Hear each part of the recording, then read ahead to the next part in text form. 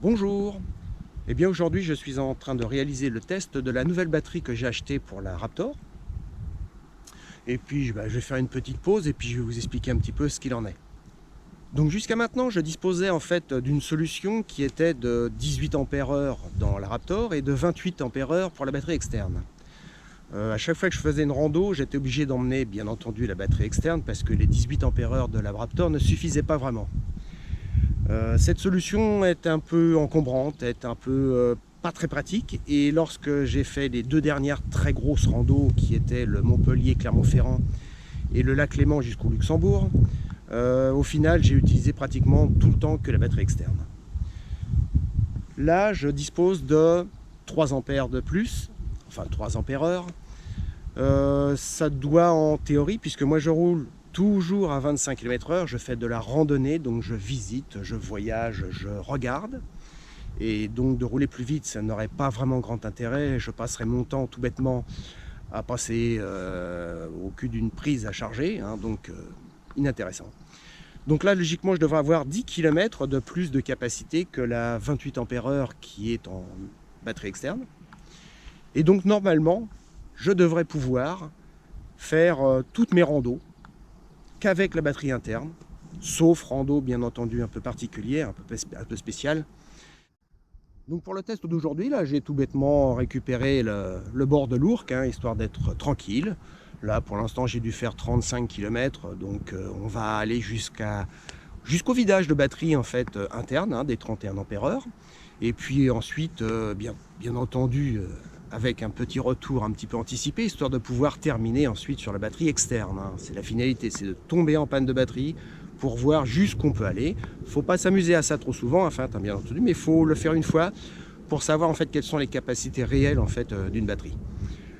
Donc là pour l'instant tout se passe bien. Je vais vous faire une petite présentation visuelle en fait de la modification qui a été assez profonde quand même. La mise en place de la batterie externe a nécessité la réalisation d'une autre toise que j'ai créée avec une imprimante 3D. Elle fait 20 mm d'épaisseur et permet ainsi de mettre tous les éléments 18-650 de la batterie à la verticale.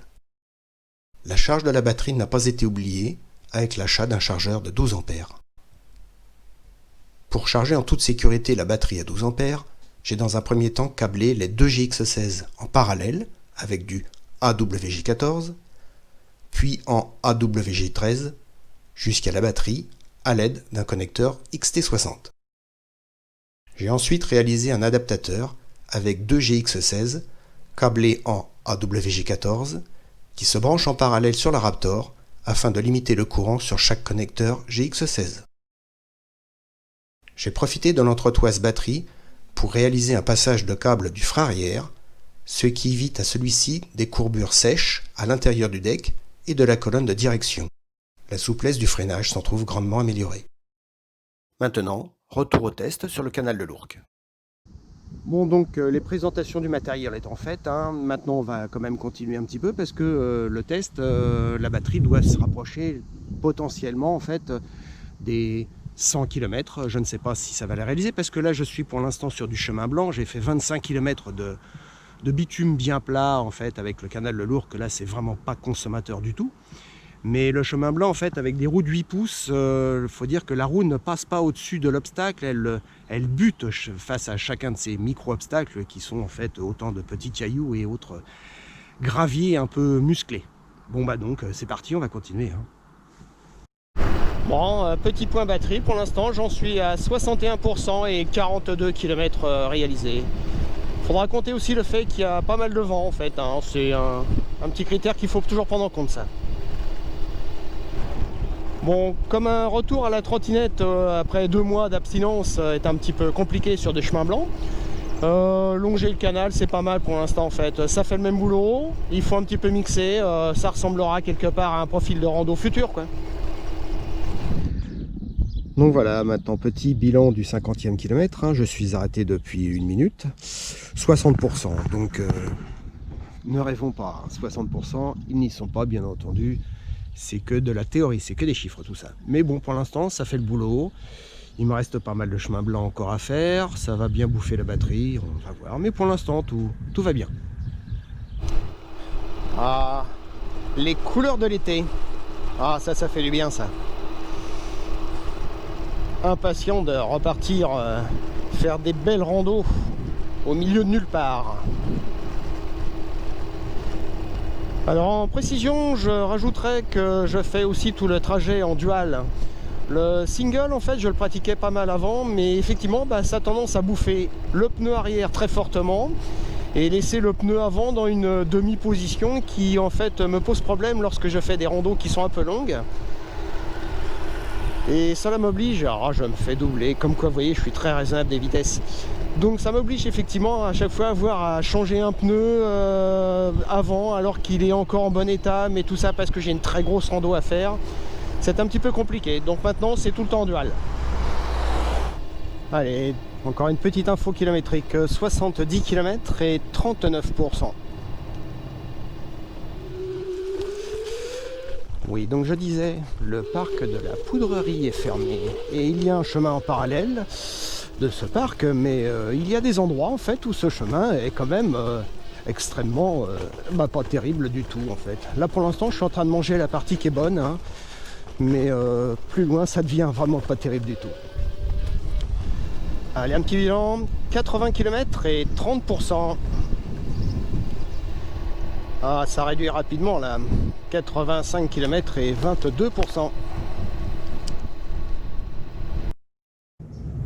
Bon, du temps s'est écoulé, en fait, bien entendu, je suis rentré de mon petit test il y a quelques jours. Et donc le chiffre fatidique, c'est 94 km, donc pour la batterie interne seule. Bien au-delà en fait de ces 94 km, ce qui m'intéressait surtout c'était de pouvoir avoir deux configurations. Précédemment en fait avec la Raptor toute seule j'avais 54 km, ce qui n'autorise absolument aucune rando. J'étais donc obligé de prendre en fait la batterie externe qui me faisait par contre après un beau petit lot de 140 km à faire. Mais donc c'était batterie externe obligatoire. Maintenant effectivement j'ai deux possibilités de rando, que batterie interne, donc avec les 94 km, et ensuite avec la batterie externe en plus.